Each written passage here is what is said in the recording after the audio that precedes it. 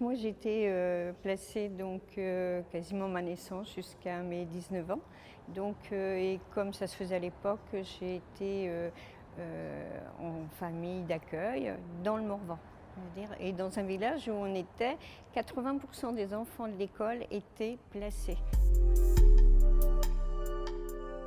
Pour la protection de l'enfance, je pense que c'est une question, je dirais, extrêmement sensible et qui n'est pas prise souvent dans toute sa dimension. C'est-à-dire que les enfants de la protection de l'enfance sont quand même les enfants pauvres de notre République. Ils viennent des familles les plus défavorisées et il y a une précarité, une pauvreté, je veux dire, qui amène des situations en protection de l'enfance qui ne devraient pas. La protection de l'enfance ne devrait pas, je veux dire, se couper des restes des problématiques sociales.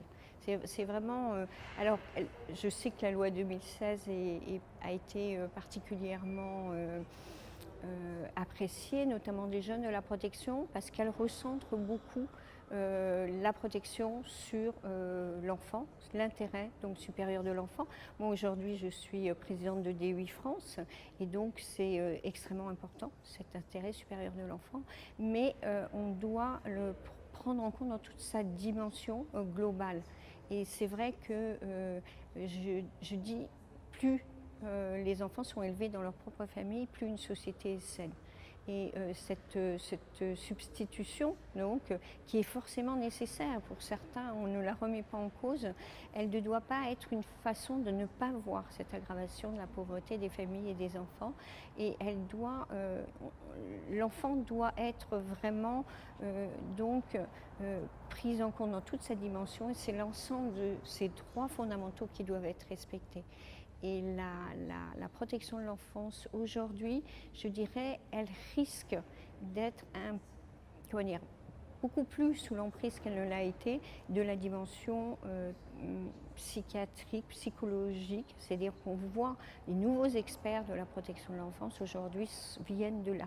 Et il en faut, leur dimension est essentielle, mais je crois que dès qu'il y a une forme de monopolisation d'un domaine d'expertise sur un champ qui est très multidimensionnel, je veux dire, c'est à risque.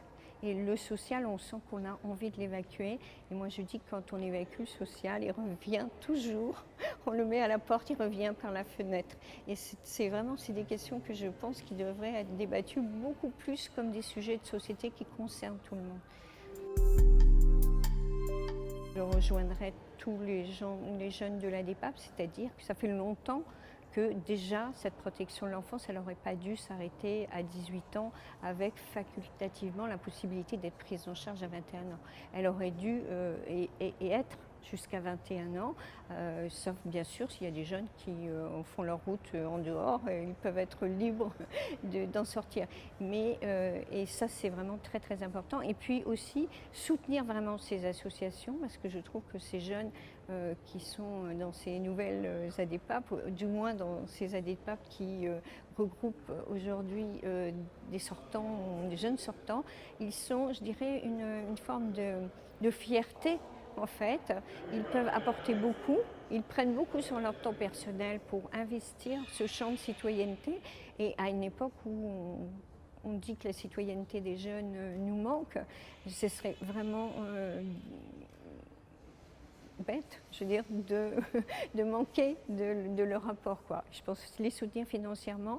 Et puis aussi, moi, je pense qu'il faut absolument que le travail social soit formé autrement. Je veux dire, là, moi, j'ai beaucoup lutté pour ça. Donc la nouvelle définition du travail social, c'est l'accès de tous à l'ensemble de ces droits fondamentaux. Et ça, c'est une formation qu'il va falloir, je veux dire, modifier. On est dans une culture, les travailleurs sociaux, de l'individuel, une culture très enfermante et très très peu une culture du droit. Et on voit énormément de situations qui, je dirais, ne bénéficient pas de tous les droits fondamentaux qui existent dans nos textes, dans notre Constitution, dans nos conventions internationales. Il y a tout un travail pour que ces droits soient respectés et soient effectifs pour les gens qui en ont le plus besoin. Réduire ces écarts. veiller à réduire les écarts aussi des inégalités scolaires. Je pense que c'est absolument indispensable. Et à la participation des personnes, il faut vraiment la favoriser aussi parce qu'elle donne beaucoup d'énergie.